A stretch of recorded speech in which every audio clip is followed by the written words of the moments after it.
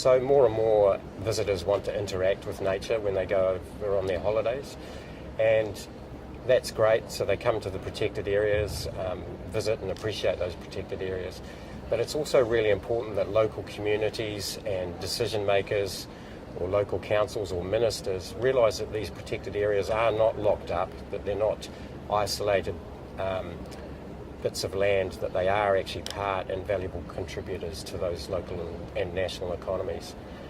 And for example, in places like Namibia or New Zealand, where conservation is the cornerstone of the tourism industry, and the tourism industry is a vital component to that country's economy.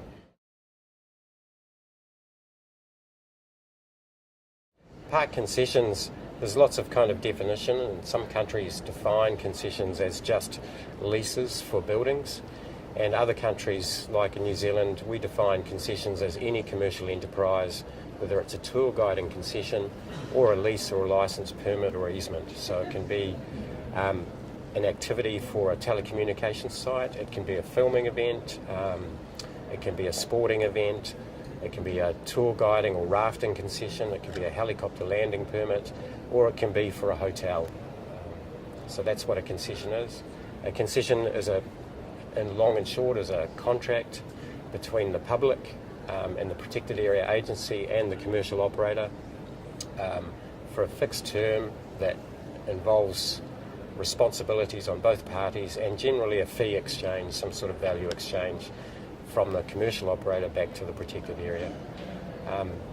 In places like Namibia, they have been able to develop that triangle to include local communities that live in and around the park, so that the park agency awards the concession to the community living around the park, and then helps that community to find a joint venture tourism partner if they're not willing to operate that concession themselves.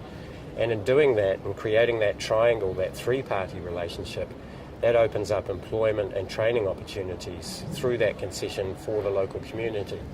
And the thinking behind that is to reduce the threat of the local community to the protected area and ensure that the local people benefit from conservation so that they learn to value it and appreciate it. And in some places that is quite innovative, and that is beginning to work really, really well. The reality is, unless local people benefit from conservation, the conservation will get eaten or cut down or poached.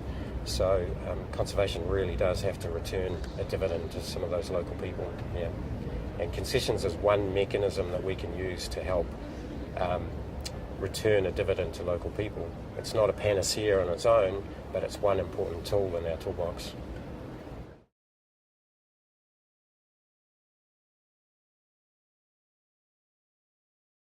The key thing for protected area agencies to do is first of all recognise the significant opportunities that exist by working with tourism and working with private partners.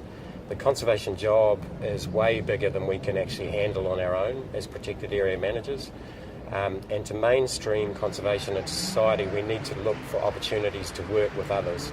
And one of the best parties to work with is concessionaires, tourism operators. They already have a natural leaning to the work we do anyway. They're in the parks on every day and they're interpreting the values of the park. They're a natural partner for us to work with. And park agencies have traditionally not been good at recognising those opportunities or supporting a concession function and giving it the institutional strength and capability to do that work. So that's the first component, is to recognise that opportunity. The second component is to look at ways that park agencies can improve their concession system. So resource it well, get staff well trained, get recruitment of concession staff in place, look at their capacity and capability, and do things like that. The final thing is to look at is to make sure that we don't get over-regulatory with concessions. Yes, we do need regulation. We need to manage overuse, and that's another advantage of concessions, is to manage over-commercialisation of our protected areas. This gives us a mechanism to control that. But once we move beyond granting that concession, we need to move into a much more partnership approach with those operators.